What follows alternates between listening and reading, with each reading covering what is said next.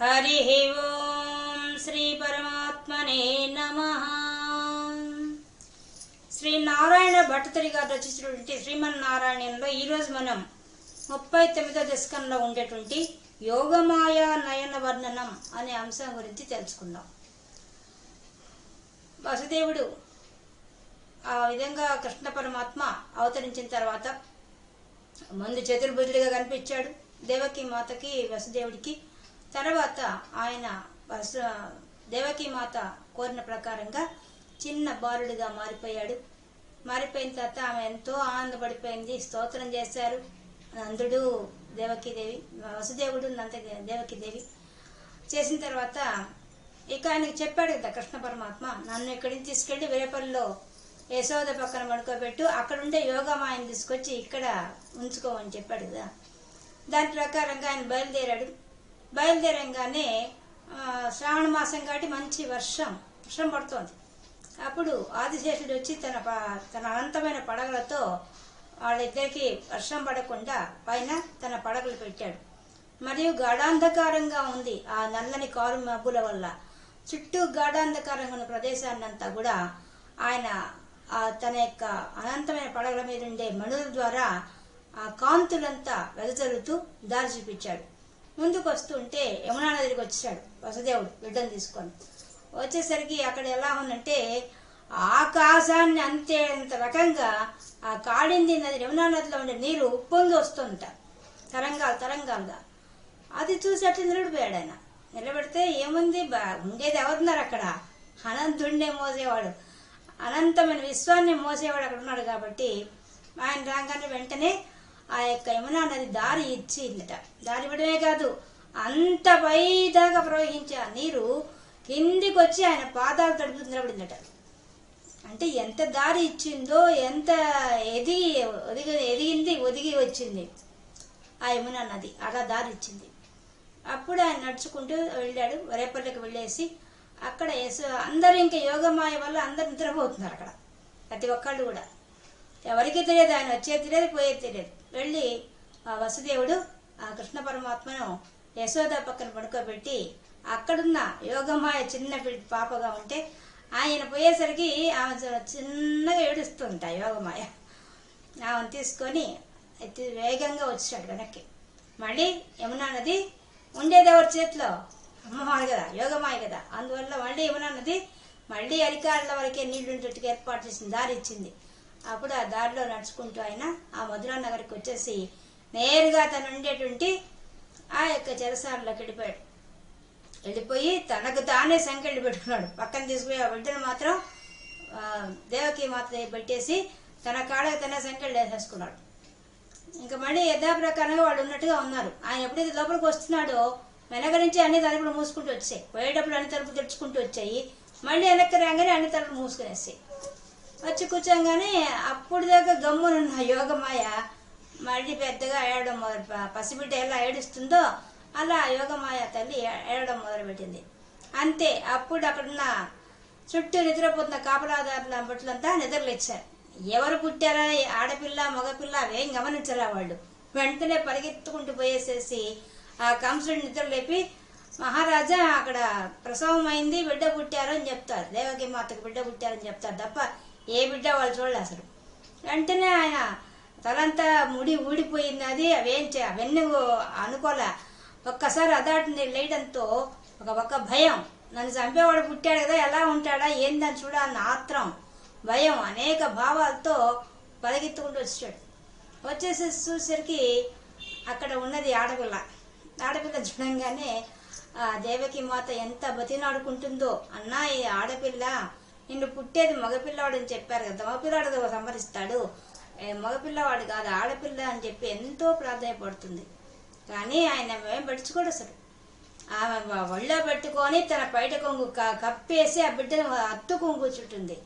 అయినా కూడా వచ్చి ఆ కాళ్ళు బట్టి లాగేసి ఆ బిడ్డని గిర తిప్పి వేసి బండకేసి కొట్టబోతాడు. వేస్తుండగానే లేచి ఆ పైకి వెళ్ళిపోతుంది ఆ యోగమాయ. వెళ్ళిపోయి ఆకాశం నిలబడి 8 చేతులతో దర్శనమిస్తుంది. ఓ దుష్టుడా, ఎట్టాంటి వాడి నువ్వు, దేవకామి మాతకు పుట్టిన మిగతా పిల్లలను చంపేశావు నువ్వు, కానీ నిన్ను చంపేవాడు అవతల పుట్టినాడు, నన్ను చంపేవాడివా నువ్వు, నా మీద నీ ప్రతాపము అని చెప్పి ఆమె హెచ్చరిక చేస్తుంది. నిన్ను ఇప్పుడు చంపేవాడు పుట్టాడని చెప్పి చెప్తుంది. అప్పుడు ఆకాశంలో ఉండే దేవతలు, మునులు, ఋషులు అందరూ వచ్చి, మరుద్గణాలు అందరూ వచ్చి ఆ అమ్మవారికి స్తోత్రం చేస్తారు. స్తోత్రం చేస్తే జనులందరికీ అనుగ్రహించడం కోసంగా ఈ భూలోకంలో అనేక దేవాలయాల్లో అమ్మవారు అనుగ్రహించి తాను వెలుస్తుంది అన్నమాట. అలా వెలిచి మాయమైపోతారు. ఇక రేపటిలో నందుడి యొక్క ఆనందం ఏంది, అప్పుడే పుట్టిన బిడ్డలాగా విష్ణుమూర్తి కృష్ణావతారంతో వచ్చిన ఆయన చిన్నగా తన కాళ్ళు చేతులు ఆడిస్తూ ఏడడం మొదలు పెడతాడు. అప్పుడు యశోదమాతకు తెలివి వస్తుంది. అక్కడే ఉన్నటువంటి చుట్టూ పడుకున్న గోపికలందరికీ కూడా మెలకు వస్తుంది. వెంటనే వాళ్ళు అబ్బా మగపిల్లవాడు పుట్టాడు ఆనందంతో కేకలు పెడుతూ పరిగిస్తూ అందరికి చెప్పుకుంటూ కోలాహలం చేసి పరుస్తారు. యశోదమ్మ చూస్తుంది, ఏమీ అందము, ఎట్లాంటి బిడ్డ పుట్టాడు నాకని చెప్పి ఆమె నీళ్ళ మేఘ ఛాయతో మెరిసిపోతున్న ఆ బిడ్డను చూసి తనివి తీరా కళ్ళతో తాగుతుందట ఆనందాన్ని. అంతే జుర్రుకుంటుందట ఆ కళ్ళతో. అలా చూసి చూసి చూసి ఇంతలో బిడ్డకు పాలివాళ్ళని గుర్తొచ్చి ఆమె కళ్ళతో ఆమె జుర్రుకుంది. మళ్ళీ తన స్తన్యాన్ని ఇచ్చి ఆయన కడుపు నింపింది. ఆ విధంగా ఆయన తాగిచ్చింది ఆమె. చెప్పడం అద్భుతంగా చెప్పారు అక్కడ. అలా చేసిన తర్వాత ఇంకా నందుడికి ఆనందం చెప్పనివ్వలేదు. తనకి ఇట్లాంటి మగపిల్లవాడు పుట్టాడు తెలియగానే ఆయన ఆనందంతో అందరికీ ఎంత మందికి ఎన్ని రకాల దానాలు చేయాలో అన్ని రకాల దానాలు చేసేట. ఇంకా ఊరంతా పండగ చేసుకున్నారట. ఎవరికి వచ్చిన వాయిద్యాలు వాళ్ళు వాయిద్యేశారు. ఎక్కడెక్కడ మంగళ వాయిద్యాలు ఒక పక్క, ఇంకో పక్క మంగళ తోరణాలు పెట్టుకుంటూ పూలమాలలు కట్టుకుంటూ రకరకాల ఉత్సాహంగా పండగ వాతావరణం అంతా అక్కడికి వచ్చేసిందట. అటువంటి పరిస్థితి ఆ రేపటిలో ఉంది అనే దాంతో ఈ దశకంలో మనకు నారాయణ భట్టాచార్య గారు మన కంటి ముందు దృశ్యాన్ని చూపించేశారు. ఆ వసుదేవుడు వెళ్ళడం, రావడం, మళ్ళీ కృష్ణ పరమాత్మ పుట్టినవాడు తీసుకెళ్ళడం, మళ్ళీ ఏమన్నా దారి ఇవ్వడం, తిరిగి రావడం, మళ్ళీ వచ్చి కంసుడు రావడం, ఆ యోగం చెప్పడానికి ప్రయత్నం చేయడం, ఆమె తిరిగి మాట్లాడడం, అంతా ఒక దృశ్య కావ్యంగా మనకు ఈ యొక్క దశకంలో కళ్ళ కట్టినట్టుగా చూపించారు నారాయణ భట్టాచార్య గారు. ఇక మనం శ్లోకాల్లోకి అడుగు పెడదాం. మొదటి శ్లోకం. భవంతమయముద్వహన్ యదకులోద్బహో నిస్సరన్ దదర్శ గగనోచ్చలత్ జలభరాం కలిందాత్మజాం అహో సలిల సంచయః స పునరైంద్రజాలోదితో జలౌఘ ఇవ తక్షణాత్ ప్రపదమేయతా మాయయౌ అని చెప్పేశాడు. ఎలా వర్ణిస్తున్నాడు? భవంతం, ఓ స్వామి, ఈయన స్తోత్రం చేస్తున్నాడు గురువారప్పని.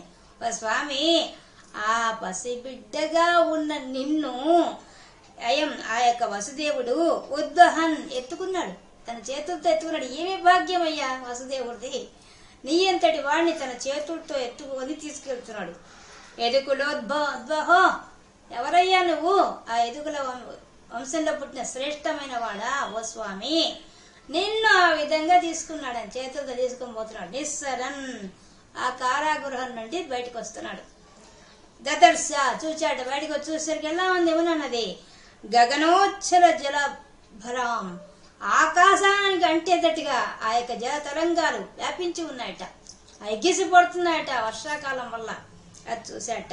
కలిందాత్మజాం, ఆ యొక్క కాళింది నది, ఆ యమునా నదిని దర్శించాట ఆ వసుదేవుడు. అహో సలిల సంచయ, ఏం చేస్తా, అహో ఏం ఆశ్చర్యం, ఏం ఆశ్చర్యం, ఏం ఆశ్చర్యం. ఆ సలిల సంచయ, ఆ యొక్క ప్రవాహం అంత ఉద్ధృతంగా ఆకాశాన్ని అంటే ఆ ప్రవాహమే ఏమంట, స పునరైంద్రజాలోదితో, ఎలా అయిపోయిందట, ఒక్కసారి ఏదో ఇంద్రజాలం చేసినట్టుగా. ఇంద్రజాలం కదా మనకు చూపించే ప్రయోగం చేసి చూపించేటప్పుడు ఏదో పెద్ద ఒక చిన్న గుడ్డ తీసుకుని ఇట్టు అంటాడు, దాంట్లో నుంచి పౌరాళ్ళు వస్తాయి. లేదా ఒక పెద్ద వస్తువు తీసుకుని ఇట్టు అంటాడు, దాంట్లో చిన్న పువ్వు వస్తుంది.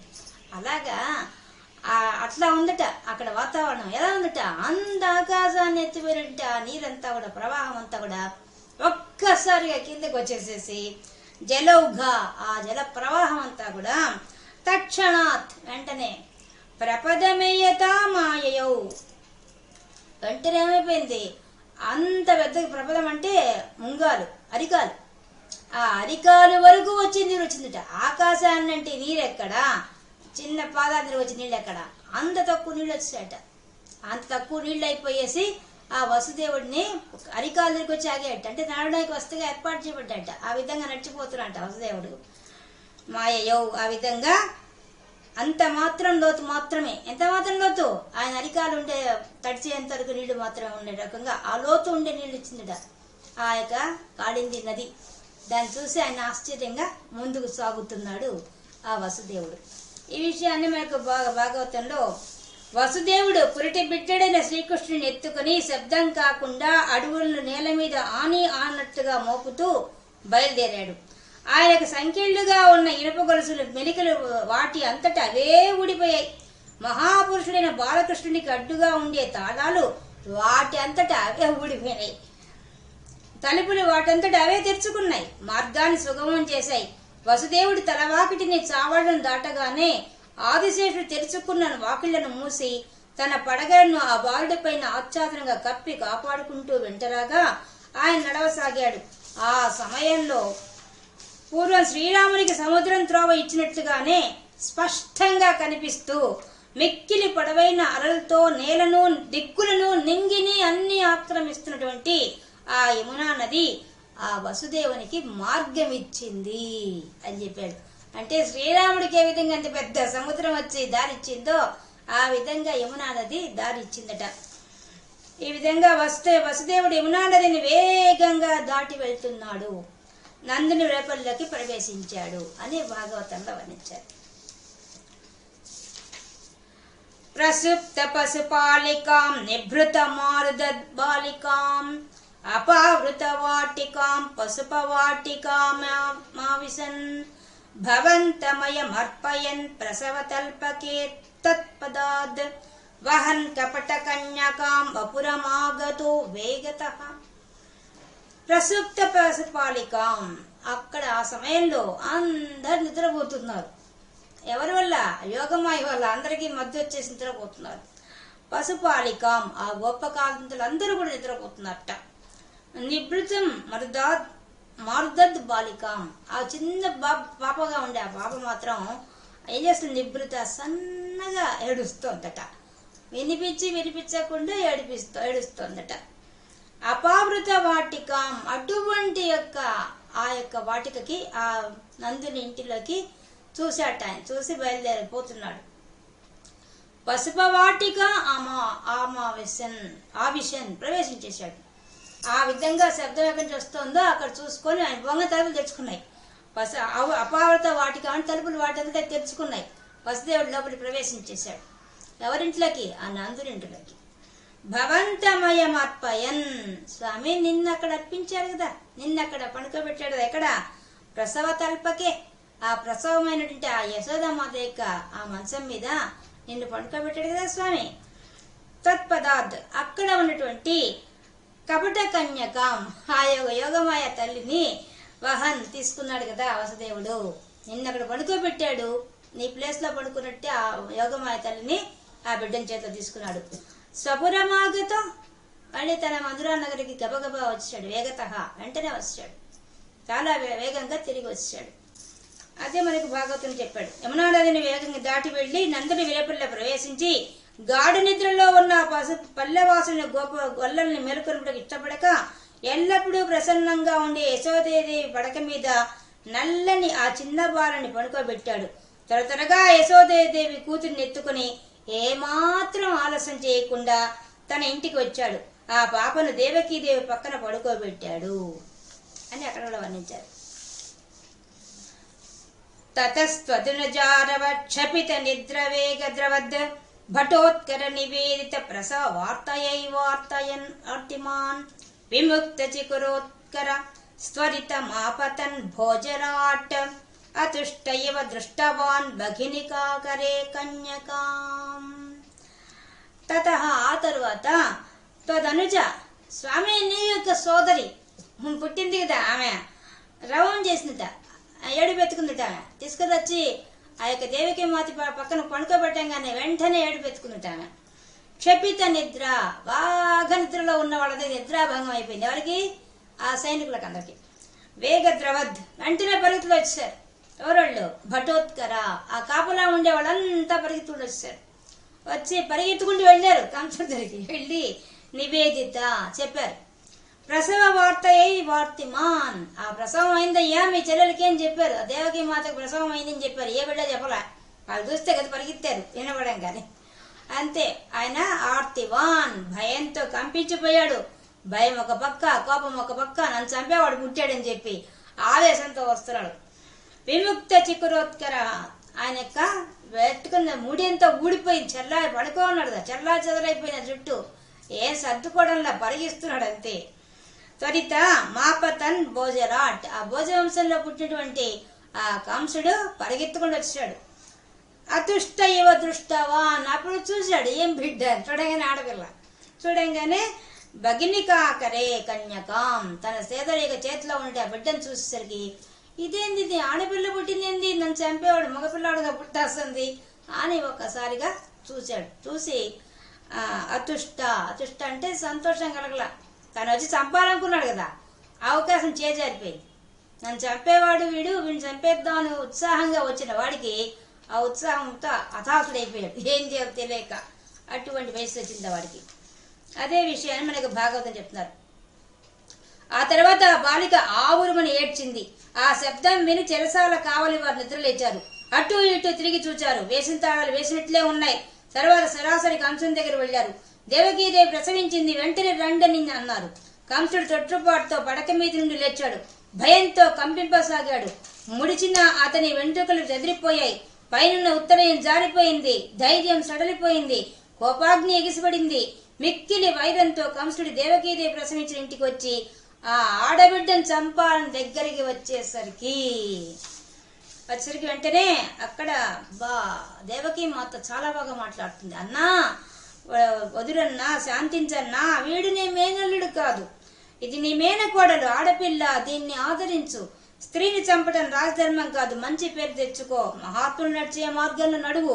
నేను నీ తోడబుట్టిన దాన్ని కదా, నిన్ను శరణం వేడుతున్నాను. అన్నా, 6 కొడుకుని చంపావు, ఇది ఆడబిడ్డ, నీకు మేనకోడలు తప్పనిసరి అన్నట్లు ఈ పాపను కూడా చంపాలన్నా. అన్నా, నువ్వు కఠినాత్ముని అన్నా, నువ్వు నా దయచు అని అడిగింది. నా కొడుకు కదా, నీ ప్రాణానికి శత్రువుని ఆకాశం అని చెప్పింది. అందువల్ల పుట్టింది కొడుకైతే నువ్వు చంపవచ్చు, కానీ ఇప్పుడు పుట్టింది ఆడబిడ్డ. నేను కొడుకులకు నోచుకోలేదు, ఈ కూతుర్నైనా నాకు దానంగా ఇచ్చి పుణ్యం కట్టుకో అని చెప్పి పరిపరి విధాలుగా ప్రార్థించింది. ఆమె ఎంత దీనంగా అడిగిందో బాబు. కాబట్టి ఈ విధంగా చూశాడు. హతాశుడైపోయాడు, తన అనుకూలం జరగలేని చెప్పేసి.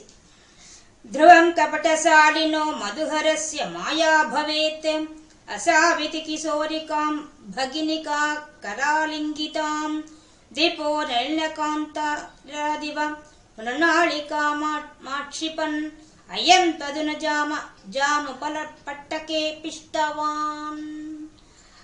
ధ్రువం, ఇది సత్యం, నిశ్చయం. కపటశాలినో, కపట మాయ ఉన్నాడే, ఎవరు? మధుహరస్య, మధు అనే రాక్షసు సంపరించిన వాడు ఆ విష్ణుమూర్తి. ఆయన ఒక్కడే ఇట్లాంటి పనులు చేస్తాడు. మాయా భవేత్ అసావితి, ఈ విధంగా మాయ చేసేవాడు ఆ విష్ణువే. ఆయన చేసినాడు ఈ పని, ఇంకెవరు చేసి ఉంటారు ఇట్లాంటి పని. కాబట్టి కిశోరికాం భృగునికాక కరాలింగితాం, పాపం చూసి బిడ్డను ఎప్పుడైతే దగ్గరికి వచ్చాడో వెంటనే తీసుకొని పాపం దగ్గర పెట్టుకొని ముద్దు పెట్టుకొని ఆమె తన బయటకు కప్పేసి పెట్టేసుకుంది ఆ యొక్క దేవకి మాత.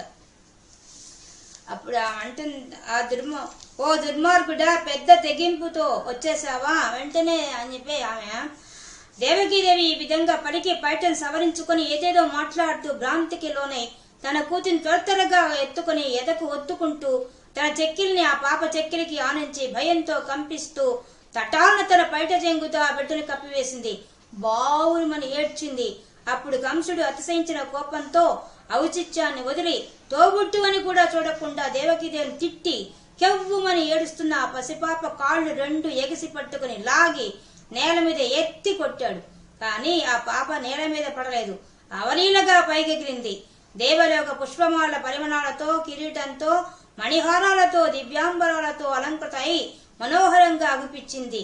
గద, శంఖ, పద్మ, చక్ర, బాణ, ధనుస్సు, ఖడ్గ, శూలాలు ధరించి 8 చేతులతో ప్రకాశిస్తూ సిద్ధ, చారణ, కిన్నెర, గరుడ, గంధర్వాది దేవగణాలు, విమాన సంచారులు కానుకలు సమర్పించి స్తోత్రాలు చేస్తుండగా అప్సరసలు ఆటపాటలు పెంచుకుంటూ ఆకాశంలో అగుపించి కంసంతో కసిగా ఇలా పలికింది. వచ్చిందా ఏం చేశాడు? అసాం కిశోరికాం భగినిక కరాలింగితాం. పాప ఆ విధంగా తన చేతిలో పట్టుకొని తన బయట కప్పేసి పెట్టుకుంటే కిశోరికాం ఆ పసిబిడ్డను దిపో నళినికాం తారిదివా. ఏ విధంగా అయితే దిపో అంటే ఏనుగు ఏ విధంగా అయితే మృణాళికామాక్షిపన్ ఆ యొక్క తామర చెట్లుండే ప్రాంతం దగ్గరించి ఆ తామర చెట్టు యొక్క పద్మాన్ని ఏ విధంగా లాగుతాడో ఆ విధంగా లాగాడు ఆయన. అంత గట్టిగా 2 కాళ్ళు పట్టుకొని అది చెప్పడం ఎంత చెప్తున్నాడు. ఇక్కడ వర్ణించడం చాలా బాగుంది. కమలములున్న సరస్సు నుంచి ఒక కమలాన్ని లాగినట్టుగా లాగేశాట. లాగి ఆక్షిపన్ అంటే లాగేసి అయం తదనుజ, నీ యొక్క చెల్లె, నీ సోదరంటే ఆ యోగమాయన పాపం ఉపల పట్టకే పిష్టవాన్ రాయిగేసి కొట్టపోయినట. అప్పుడేమైంది? తతో భవదుపాసకో జటి మృత్యుపాసాదివ ప్రముచ్యతరసైవ సా సమధిరూఢ రూపాంతరా అధస్థలమజగ్ముషి వికటత్ అష్టబాహుస్ఫురత్ మహాయుధమహో కథాకిల విహేసాదిద్యుతే. ఎలా ఉందట? తదు ఉపాసకో, స్వామి నిన్ను ఉపాసించే వాళ్ళు ఏ విధంగా అయితే వేగంగా మృత్యుపాసాదివా మృత్యుపాసన తప్పించుకుంటారో నిన్ను ఉపాసించేవాళ్ళు, ప్రముచ్య ఆ విధంగానే విడిబడి, తరసై అంటే వెంటనే, సా ఆ యొక్క యోగమాయ తల్లి, సమధిరూఢ రూపాంతర తన రూపం అంతా చిన్న పసిబిడ్డకు నామె తన రూపం మార్చేసింది. అంతే పైకి ఎగిసిపోయింది. పోయి అధస్థలమ జగ్ముషి కింద ఏమాత్రం కింద కూడా వాళ్ళ యాస కొట్టుపోతున్నాడు, కింద వాళ్ళ పైకి ఎగిరిపోయింది. ఎగిపోయి వికసత్ అష్టబాహుస్ఫురత్ తన యొక్క విస్తారమైన 8 చేతులతో దివ్యమంగళ స్వరూపంతో ప్రత్యక్షమైంది ఆకాశంలో. మహాయుధమహో అనేక ఆయుధాలు 8 ఆయుధాలు ధరించి కనిపించేసింది. గత అఖిల విహాయస ఆకాశ మార్గాన్ని నిలబడి దిద్యుతే ప్రకాశించింది ఆ తల్లి. ఒక్కసారిగా వాడు ఏ విధంగా చంపాలని అంత క్రూరంగా ప్రవర్తిస్తే ఆమె కనీసం కింద కూడా వాళ్ళ ఆ రాయికి తగల్లా ఆకాశానికి ఎగిరిపోయింది. అక్కడ ఆకాశ మార్గంలో నుంచి చూసి కనిపించింది వాడికి. అప్పుడు ఆమె ఏముంటుంది? నృశంసతర కంస తే కిము మయా వినిష్పిష్టయా బభూవ భవదంతకః క్వచిద చింత్యతాం తే హితం ఇతి తదనుజా విభో కలముదీర్యతం జగ్ముషి మరుద్గణ పణాయిత భువిచ మందిరాన్యేయుషి అని చెప్పేశాడు. నృశంసతర, ఓరి దుర్మార్గుడా కంస, తే కిము మయా వినిష్పిష్టయా బభూవ, నన్ను చంపితే నీకేం ప్రయోజనం ఉంది? బభూవ ఏం ప్రయోజనం నీకు? అదే మనకి భాగవతం చెప్పింది. ఓ దుర్మార్గుడా, పెద్ద తెగింపుతో వెంటనే దేవకీదేవి బిడ్డల్ని పసిపిల్లల్ని చంపావు. ఇకనైనా శాంతించకుండా నన్ను బండ మీద కొట్టి చంపాలనుకున్నావు. ఛీ, ఇది కూడా సూరత్వమా? నిన్ను చంపడానికి నాతో పాటు పుట్టిన వీరుడు ఒక చోట కీర్తింపబడుతూ పెరుగుతున్నాడు. నీ సంగతి నువ్వు చూసుకోమని చెప్పింది. అదే మాట ఇక్కడ ఈయన కూడా చెప్తున్నాడు. ఎలా వచ్చిందట? ఆమె ఏం చెప్పిందా? నృశంసతన కంస తే కిమమయా వినిష్పిష్టయా బభూవ, నన్ను చంపితే నీకేం వస్తుంది? ఏం ప్రయోజనం ఉంది? భవదంతకః, నేను చంపేవాడు పుట్టినాడు. క్వచన చింత్యతాం హితం, నీ గురించి ఇంకా ఆలోచించుకో. నీ మరణం దాపురిస్తోంది, నీ మరణం గురించి నువ్వు ఆలోచించుకో. నిన్ను పుట్టేవాడు ఇంకొకటి పెరుగుతున్నాడు అని చెప్పేసింది. ఇది తదనుజా విభో, ఓ విభో విశ్వమంతా వ్యాపించిన వాడా, ఓ స్వామి, ఆ విధంగా నీ సోదరేమిటి ఆ యోగమాయ చెప్పింది కదా స్వామి. కలముదీర్య, ఆ దుర్మార్గుడైన కంసుడికి చెప్తే తం జగ్ముషి చెప్పి ఆమె మాయమైపోయింది. మాయమయ్యే ముందేమైంది? మరుద్గణాపణయిత, అందరూ సకల దేవతలంతా వచ్చి ఆకాశం నిలబడి ఆమెకు అనేక రకాలుగా స్తోత్రాలు చేశారు. భువిచ, ఈ భూమి మీద మందిరాన్యేయుషి, జనులు అనుగ్రహించడానికి కోసంగా అనేక ఆలయాల్లో వెలిసింది కదా స్వామి నీ సోదరి ఎంత దయామయురాలంటే నీ ప్రదేశంలో వచ్చి వాడికి హెచ్చరిక చేసి మళ్ళీ భూమి మీద మననం తొలగించడం కోసంగా ఈ భూమి మీద అనేక పీఠాల్లో వెలిసింది కదా స్వామి ఆమె అని స్తోత్రం చేస్తున్నాడు. అదే విషయం మనకి అక్కడ భాగవతం కూడా చెప్పారు. ఆ యోగమాయాదేవి మహనీయ గుణాలు కలిగి భక్తులకు శుభాలు కలిగిస్తూ సకల జనులు పూజిస్తూ ఉండగా వివిధ ప్రదేశాల్లో వివిధ నామాలతో దర్శనమిస్తూ ఉంది. ఆ యోగమాయ మలికిన ముచ్చటైన మాటలు ములుకుల వలె తన చెవిని సోకగా కంసుడు అదిరిపడి చెదిరిన మనసుతో మిక్కిలి భయపడి బాధపడ్డాడు. పిదప దుఃఖిస్తున్న దేవకీ వసుదేవను తప్పించి ఆదరంగా గౌరవంగా వారి దగ్గరకు వెళ్లి మాట్లాడాడు అని అక్కడ చెప్పారు. ప్రగే పునరగాత్మజా వచన మీరత భూభుజ ప్రలంబ బక పూతన ప్రముఖ దానవ మానిన భవన్ నిధన కామ్యయా జగతి బభ్రముర్ నిర్భయాః కుమారక విమారకాః కిమివ దుష్కరం నిష్కృపైః అని ఇక్కడ అది చెప్తున్నాడు. నారాయణ భట్ గారు చెప్తున్నారు. ప్రగే తర్వాత ఉదయం అయిపోయింది, రాత్రి ఇట్లా జరిగిపోయింది విషయము.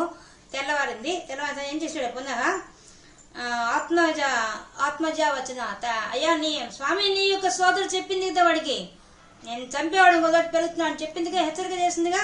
ఆ హెచ్చరిక అంతా గుర్తుపెట్టుకున్నాడు. వాడు గుర్తుపెట్టుకొని భూభుజ భూమిని పరిపాలన చేసి ఉంటే ఆ కంసుడు ప్రలంబాసుడనే వాడిని బకాసుడైన వాడిని పూతన అనే ఒక రాక్షసుని ప్రముఖ దానవ గొప్ప దానవ రాక్షసులందరినీ సమావేశపరిచేశాడు.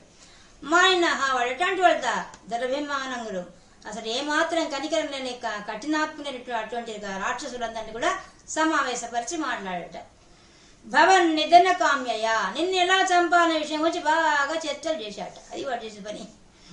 జగతి బభ్రముర్ నిర్భయాః వాళ్ళందరినీ పంపించాట చంపడానికి కోసం. పోయి చంపండి అనగానే వాళ్ళంతా బయలుదేరి నిర్భయంగా ఏమాత్రం భయం లేకుండా మొత్తం జగత్తులో అంతా గాలించి తిరగడం మొదలు పెట్టారు. అప్పుడే పుట్టిన బిడ్డలను చంపడానికి కోసంగా. కుమార మారకాహ అంద పసిపిల్లకాయలు ఉండే వాళ్ళని చంపడానికి కోసంగా వాళ్ళు తిరుగుతున్నారట. కిమివ దుష్కరాన్ని నిష్కృపై ఈయన అంటున్నాడు. దయలేని వాళ్ళ యొక్క దుష్కృత్యాలు ఎంత ఘోరంగా ఉంటాయి కదా, చెప్పేదేముంది. అక్కడ దయా దాక్షిణ్యాలు ఏ కోసానా లేవు. పసిపిల్లలను కూడా చంపడానికి సిద్ధపడ్డారంటే వాళ్ళు ఎంత క్రూరులో దయలేని వాళ్ళని చెప్పి నారాయణ భట్టు గారు అంటున్నారు. కాబట్టి ఎంత దయలేని వాళ్ళు వీళ్ళంతా ఇంత దుష్కర్మ చేయడానికి సిద్ధపడుతున్నారని చెప్పి అంటున్నారు. మనకు భాగవతంలో ఈ విషయం గురించి చెప్తున్నారు. అక్కడ కూడా అక్కడ బాగా డైలాగ్స్ ఉంటాయండి. మాట్లాడతాడు ఎవరు ఈ కంసుడు చెప్పే మాటలు అబ్బో మహావేదాంతి అయినట్టు మాట్లాడాడు. అక్కడ అందరినీ సమావేశపరిచిన తర్వాత వాళ్ళతో మాట్లాడినప్పుడు వాళ్ళు చెప్తున్నారు, ఓ కంసరాజా యోగమాయాశక్తి చెప్పింది నిజమైతే ఆలోచించేయటం ఎందుకు? వెంటనే మమ్మల్ని పంపండి. పట్టణాల్లో పల్లెల్లో గొల్ల పల్లెల్లో పుట్టే పిల్లల్ని పెరిగే పిల్లల్ని పట్టి వధిస్తాం. ప్రభు భయంకరంగా ప్రకాశించే మీ చేతి ధనుస్సులో వెలుగుతున్న బాణాల దెబ్బలు తిని దేవదాధిపతులంతా ఎక్కడెక్కడికో పారిపోయారు, ఎక్కడెక్కడో తలదాల్చుకున్నారు. కాబట్టి వాళ్ళందరూ ముందుల వేషంలో తిరుగుతుంటారు. వాళ్ళని వదిలిపెట్టాం. విజృంభించిన రోగాల్ని శత్రువుల్ని ఇంద్రియాలని బలపడనీయకూడదు. అవి పుట్టినప్పుడే వాటిని అణిచివేయాలి. ఏం చెప్తున్నారు? మెతకదనం పనికిరాదు. కాబట్టి వాళ్ళందరినీ జయించి చంపడం మంచిది అని సలహా ఇచ్చారు పైనడికి.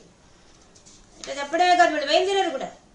ఓ కంసరాజా దేవతల్ని హతమార్చమంటావా, మహర్షులను బెదిరింపమంటావా, అరుపులతో యమధర్మరాజు దగ్గరికి పంపమంటావా, దూడలతో కూడా ఆవును చంపమంటావా, బ్రాహ్మణుని తరిమి కొట్టమంటావా, వేదాలను ధ్వంసం చేయమంటావా, భూమిని ఆక్రమించమంటావా అని అడుగుతున్నారు. ఎంత క్రూరంగా అడుగుతున్నారు వాళ్ళు. కంసుడు ఆ విధంగా చెబుతున్న మంత్రుల ఆలోచన లొంగిన వాడై బ్రాహ్మణుని హింసించడం మంచిది కాదని చెప్పక కాలమనే పాసానికి బద్ధుడై బ్రాహ్మణులు మొదలైన సజ్జనులు చంపడానికి రాక్షసుని పంపించి తన అంతఃపురానికి వెళ్ళాడు. ఆ తర్వాత ఆ రాక్షసుడు క్రూరంగా సజ్జనులు వెంటాడి బెదిరించి గర్జించి కాల్చి అనేక దుష్ట చేష్టలతో వారిని హింసించడంలో విజయం సాధించారు. పాపాలు మూట కట్టుకున్నారు. ఈ విధంగా రాక్షసులంతా కూడా వెతికి మరి అందరిని చంపేశారు. చిన్నపిల్లలంతా సహా చంపేశారు. తతః పశుప మందిరే త్వయి ముకుంద నందప్రియా ప్రసూతి శయనే శయ్య రుదతి కించిదంచత్ పదే విభుజ్య వనితాజనైః తనయ సంభవే ఘోషితే ముదా కిం వదామ్యహో సకలమాకులం గోకులం. తతః ఆ తర్వాత పశుప మందిరే ఆ నందగోపుని ఇంట్లో ఏం జరుగుతుందని చెప్తున్నాడు. ఇక్కడ ఇట్లా జరిగింది, యోగమాయ పైకి వెళ్ళిపోయింది. తర్వాత వాడు స్తోత్రం చేశారు. అమ్మవారు అనేక రూపాలతో భూమండలం మీద నివసించారు, వెలిశారు. ఇక్కడి నుంచి కంసుడు వచ్చి అందరిని సమావేశపరిచాడు. రాక్షసులు అందరిని నలుదిక్కులకు పంపించాడు. అందరిని చంపమని చెప్పి ఆజ్ఞాపించాడు. ఇప్పుడు అక్కడ వేపల్లో పరిస్థితి ఎలా ఉందో వర్ణిస్తున్నారు. పసుపు మందిరే ఆ గోవింద్ నందుని ఇంటిలో మందిరంలో తొయ్యి నీవెలా ఉన్నావు ముకుందా మోక్షాన్ని ప్రసాదించబో స్వామి నందప్రియ. ఆ నందుని యొక్క ప్రియురాంటి ఆ యశోదామాత ప్రసూతి సేయనే ఆ పడుకున్న మంచం మీద సేయే నువ్వు పడుకొని రుదతి ఏడ్చావు కదా స్వామి. అప్పుడు ఏదో అసలు ఏడిపే రాని వాడివి నటిస్తూ చిన్న పసిపిల్లవాళ్ళగా ఏడుస్తున్నావు. కించిదంచెత్పదే పైన కొద్దిగా కాళ్ళు చేతులు ఆడిస్తూ ఏడడం మొదలు పెట్టావు. విబుద్ధ్య అంటేనే అందరికి వినిపించేసింది ఆ ఏడుపు. పసిబిడ్డ ఏడుస్తున్నాడు ఇక్కడ అని చెప్పి అందరు లేచారు. వనితా జనై ఆ చుట్టుపక్కల ఉన్న గోకులంలో ఉన్నట్టే ఆ గోపికా స్త్రీలంతా నిద్రలేచారు. తనయ సంభవే యశోదకి ఆడే మగపిల్లాడు పుట్టాడు అని చెప్పి ఘోషితే పెద్దగా చాటింపు వేశారు, ప్రచారం చేశారు. మగపిల్లాడు పుట్టాడు, అబ్బో ఏం అద్భుతంగా ఉన్నాడు అని సంబరంగా పరిగెత్తి అందరూ చెప్పుకుంటారు వాళ్ళంతా. ముదా కిం వదామ్యహ ఏం ఆనందం వాళ్ళకి, వాడు పొందిన ఆనందం ఎందుకుండదు వాళ్ళకి, ఎంత సంతోషంతో పొంగిపోతూ చెప్తున్నారు. సకలమాకులం గోకులం. అప్పుడు ఈయన చెప్తున్నాడు వాళ్ళ ఆనందానికి అంతం ఉందా ఇంకా ఏం ఆనందం, నీలాంటి ఆనంద స్వరూపుడు వాళ్ళకి లభిస్తే వాళ్ళకి ఆనందం కాకుండా ఉంటుంది. వాళ్ళ వాక్యంలో మాటల్లో గాని చేతల్లో గాని ఇంకా ఆనందం ఒకటే కదా మిగిలింది వాళ్ళకి. ఏమి భాగ్యం వాళ్ళందరిది అని చెప్తాడు. సకల ఆకులం గోకులం. ఆ గోకులంలో ఉండే వాళ్ళందరికీ ఆనందం తప్ప ఆ ఆనందాన్ని ఏమని వర్ణించగలం ఇంకా అంటున్నాడు నారాయణ భట్టర్ గారు. ఏమని వర్ణిస్తున్నాం అసలు, ఇంకా అద్భుతం ఆ విషయం కాబట్టి ఏం వర్ణించలేవు, మాటలు లేవు అని చెప్తున్నాడు. అహో ఖలు యశోదయ నవకలయా చేతోహరం భవంతమలమంతికి ప్రథమమా పిబంత్యాదృశ పునస్తనభరం నిజం సపదిపాయంత్య ముద మనోహరతను స్పృశ జగతి పుణ్యవంతోచిత. నారాయణ భట్టర్ గారు చెప్తున్నారు. అహో ఏమాశ్చర్యం ఇది. ఖలు యశోదయ ఈ ఆ యశోదామాతకి నవకలయ అంటే ఇరుగుడు పువ్వు అంటారు. ఆ కేరళ రాష్ట్రంలో ఇరుగుడు పువ్వు అది నీలవర్ణంతో ఉంటుందట. అలా ఉన్నట ఆయన. చేతోహరం అందరికీ మనోహరంగా ఉన్నట. చూడంగానే ఆనందం కలిగిస్తున్నాడు ఆ బిడ్డ. అలా ఉన్నట దివ్యమాల స్వరూపం. ఎలా ఉన్నాడు నీలమేఘ శ్యామని మనం చెప్తాం, కానీ ఇరుగుడు పువ్వు చెప్తున్నాడు. ఎందుకు ఆయన కేరళ రాష్ట్రం వాడు కాబట్టి నారాయణ భట్టర్ అది వర్ణిస్తున్నారు. భవంత మలమంతికే ఆమె నిన్ను చూసి ఆ యశోదామాత పులకించిపోయింది, ఆనంద పారవశ్యంలో మునిగిపోయింది. మరియు ప్రథమమా పిబంత్యా దృశ నేను చూసి తాగుతోందట, కళ్ళతో జురుకొని తాగుతోందట ఆ ఆనందాన్ని. ఎంత అందంగా ఉన్నాడు పిల్లవాడు, ఎంత ముద్దు వస్తున్నాడు, ముద్దును మూట కడుతున్నాడు. అబ్బా అనుకుంటూ తనివి తీరా కళ్ళతో చూసి ఇంకా కళ్ళని ఆపడంలా అట్ట చూస్తూనే ఉంది ఆ బిడ్డని. అలా ఉందట ఆమె యొక్క ఆనంద అతిశయం. పునస్తనభరం నిజం సపది పాయంత్యాముదా. ఆనందంతో తన బిడ్డను దగ్గర తీసుకొని గబగో తన సైన్యం పాలు తాపించింది, తన రొమ్ములతో పాలు అందించి తాపించిందట. ఆమెమో కళతో తాగింది, ఆయనకేమో తాపించింది, రెడీ చేసింది ఆమె. మనోహరతను స్పృశ ఆ ఒళ్ళంతా తడివి చూసుకుంటుందట బిడ్డని. తాకి మనం కూడా పాలు ఇచ్చేటట్టు ఎట్లా ఆనంద అనుభూతి చెందుతాం. బిడ్డకి ఇచ్చేటప్పుడు ఏం ఆనందం ఉంటుందో అది, ఆ మధురానుభూతే వేరు అసలు. మన బిడ్డను తాగే జుట్టు సవరిస్తూ వాళ్ళు ఒళ్ళంతా తడుగుతూ తాపిస్తాం కదా, ఆ విధంగా ఆ యశోదామాత అంత ఆనంద పారవశ్యం ఇస్తుందట. జగతి పుణ్యవంతోజిత ఈయన అంటున్నాడు, నారాయణ భట్టర్ గారు అంటున్నారు. ఏం భాగ్యం ఆ యశోదామాతకి ఎంత పుణ్యం చేసుకుందో, ఎన్ని జన్మల పుణ్యమో, ఏమి భాగ్యం, ఏం వైభోగం ఆమెది. ఆ జగతనే పరిపాలించి ఆయన చేతిలో తీసుకోవడమే కాక ఆయనకు పాలిస్తోంది. ఏమి భాగ్యం అని చెప్పి, ఏమి అదృష్టం అని చెప్పి పొగుడుతున్నాడు నారాయణ భట్టర్ గారు. భవత్ కుశల కామ్యయ సఖలు నందగోపస్తదా ప్రమోదభర సంకులో ద్విజకులాయ కిం నా దదాత్ తథైవ పశుపాలకాః కిమున మంగళం తే నిరే జగత్రితయ మంగళ త్వమిహ పాహి మయాత్. స్వామి ఏమి భాగ్యమయ్యా, రేపల్లెలో వాళ్ళు చేసుకున్న భాగ్యం ఏముందయ్యా. వాడు ఇంకా ఏం చేసి భవత్ కుశలే కామ్యయ్య, నువ్వే అందరికీ జగత్రితయ మంగళ, 3 లోకాలకు మంగళం కలిగించే నీకు మంగళం కలిగించా అని చెప్పి ఆ వసుదేవుడు నువ్వు పుట్టంగానే ఎన్ని దానాలు చేశాడట. ఆ దానాలు ఇన్ని అని చెప్పడానికి లేదట, అసలు ఇది ఇవ్వలేదు అనే మాట లేదట. అన్ని చిన్న దదాత్ ఏమి ఇచ్చాడంటే ఎన్ని ఇవ్వందంటే ఏం లేదు, ఇంకా అన్ని ఇచ్చేసాడు దానాలు. అలా అంత ప్రమోదభర సంకులో అమిత ఆనంద పారవశంలో ఇచ్చేస్తున్నాడు. నా కొడుకు పుట్టాడు ఆనందంలో. నందగోపస్తదా, ఏమయ్యా ఏమి భాగ్యం అతంది, నువ్వు పోయి ఆయనకు పుట్టేసరికి ఆయన ఆనంద పారవశ్యంలో ఎన్నెన్నో దానాలు చేస్తున్నాడు. ద్విజకులాయ బ్రాహ్మణులందరికీ దానం చేస్తున్నాడు. తదైవ పశుపాలకాహ, ఆ నందగోపంలో ఉండే ప్రతి ఒక్కళ్ళకి కూడా పశుపాలకులు కూడా కిమున మంగళం తేనిరే, ఏమి మంగళాన్ని కలిగిస్తున్నాడే వాళ్ళందరికీ కావాల్సిన టకటక ఏర్పాటు చేస్తున్నాడు ఆ యొక్క వసుదేవుడు నందుడు. అక్కడ విషయాన్ని వర్ణించారు భాగవతంలో. పుట్టిన బిడ్డకు నందుడు జాతకాది కర్మాది వైదిక కర్మలు జరిపించి బ్రాహ్మణులకు ఎక్కువగా దానాలు ఇచ్చిన తర్వాత ఆ బ్రాహ్మణులందరూ ఈ నందగోపుని కుమారుడు ఐశ్వర్యవంతుడు, శత్రువులను జయించేవాడు, పూర్ణాయువు కలిగిన వాడు అవుతాడని ఆశీర్వదించారు. నగారాలు మోగాయి, గాయకులు పాడారు, సుతులు నందిజనులు కీర్తించారు, మంగళకారాలైన వాకాలు ధ్వనులు ముమ్మరంగా వినిపించాయి. యాదవ నాయకుల ఇళ్ల వాకిళ్లన్నీ చిగురుటాకుల తోరణాలతో, అందమైన తీవలతో, ఎత్తైన జెండాలతో, పరిమళ రూపాల సువాసనలతో చూడముచ్చటగా ప్రకాశించాయి. మందల్లోని ఆవులకు పసుపు కుంకుమ నూనె పొయ్యిగా అవి మెరుగైన కాంతితో బంగారు నెమళ్ల పించాల కాంతి వంటి కాంతి గల పసిమి రంగుతో ప్రకాశించాయి.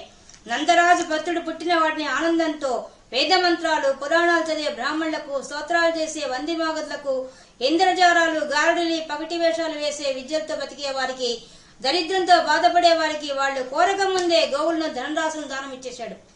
గోపకులందరూ అంగీలు తొడుక్కొని తలభాగాలు చుట్టుకొని బంగారు ఆభరణాలు అందమైన దుస్తులు ధరించి ప్రకాశిస్తూ మంచి పదార్థాలు కానుకలుగా తీసుకుని బాలకృష్ణుని చూడడానికి వచ్చారు. ఏమి ఆ వేపల్లో ఉండి దృశ్యమంతా చూపిస్తున్నారు భాగవతంలో, అద్భుతంగా ఉంది. రేపల్లోని గొర్రెలంతా వచ్చి బాలకృష్ణుని చూసి సంతోషంతో చెలరేగి సరసలాడుకుంటూ నేతులతో, పెరుగులతో, పాలతో, నీళ్లతో, వెన్నతో ప్రియమాల వసంతాలు ఆడుకున్నారు. ఓ అమ్మలారా, ఏ నోము నోచిన ఫలమో గాని ఇప్పుడు ఒక శుభవార్త విన్నాం. మన యశోదమ్మ ఒక చిన్ని మగబిడ్డను కనిందట, వెళ్లి చూచి వస్తాను రండి. ఆడవాళ్ళంతా బయలుదేరారు. ఆ గోపశ్రీ అంతా వడివడిగా పోతున్నారట. ఎంత ఆనందంగా అలంకరించుకొని మరి చూసొద్దాం పదండి అనుకుంటూ పోతున్నారు. అక్కడ కూడా చెప్పారు, పుట్టుకే లేని పరమాత్మ ఇప్పుడు ఒక గొల్ల ఇంటిలో పుట్టాడు. ఏ కర్మలు ఎరుగని ఒంటరికి ఇప్పుడు జాతక కర్మలు జరిగాయి. ఏ తల్లి చనుబాలు త్రావని గడుసరి ఇప్పుడు యశోద చనుబాలు తాగాడు. ఏ హాని వృద్ధులు లేని పరమాత్మ ఇప్పుడు యశోద పొత్తిళ్లలో వృద్ధి పొందుతున్నాడు. ఏ తపస్సులకు పంటని పంట ఇప్పుడు గోపకాంతల వీధిలో పండాడు. ఏ విద్యల వల్ల ఇంటిట్టిదని చెప్పసాధ్యము కాని అర్థం ఇప్పుడు ఈ బాలకృష్ణుని అందమైన అవయవాల్లో అగుపిస్తూ ఉంది అని అక్కడ వాళ్ళు అద్భుతంగా వర్ణించారు. ఇక్కడ నారాయణ భట్టు వాళ్ళు అద్భుతంగా వర్ణించారు. కాబట్టి అందరికీ మంగళాలు కలిగే రకంగా చేశాడు ఆ యొక్క నందుడు. అది చెప్తున్నాడు. ఈ విధంగా ముల్లోకాలకే మంగళం కలిగించి నీకు మంగళం కలగా అని చెప్పి ఆయన చేశాడయ్యా, నీకు ఆశీర్వాదం ఇవ్వ అని చెప్పి అందరికీ అన్ని దానాలు చేశాడు ఆ నందుడు. త్వమిహ పాహి మమామయాత్ అమాయత్, స్వామి అటువంటి నీవు నా రోగాలు కూడా తొలగించు. ఎవరికి ఎంతమందికి భాగ్యం కలిగించో, వసుదేవుడు ఏం భాగ్యం చేశాడో, ఆ దేవకీ మాత ఏం భాగ్యం చేసిందో, ఆ యశోద ఏం చేసిందో, ఆ నందుడు ఏం చేశారో, వేపల్లో ఉండే వాళ్ళంతా ఏం చేశారో, వాళ్ళందరికీ ఇన్ని అవకాశాలు ఇచ్చావే, ఇంతటి భాగ్యాన్ని కలిగించి నువ్వే వాళ్ళ దగ్గర కూర్చొని ఎంతటి ఆనందాన్ని కలిగిస్తున్నావు. అటువంటి నీకు నా రోగాన్ని తొలగించి నాకు ఆనందంగా చెప్పిన విషయమా, అంతమందిని అనుగ్రహించిన వాడివి కాబట్టి నన్ను కూడా అనుగ్రహించవయ్యా అని చెప్పి ఇంత బాగా చెప్తున్నాడు నారాయణ భట్టు గారు.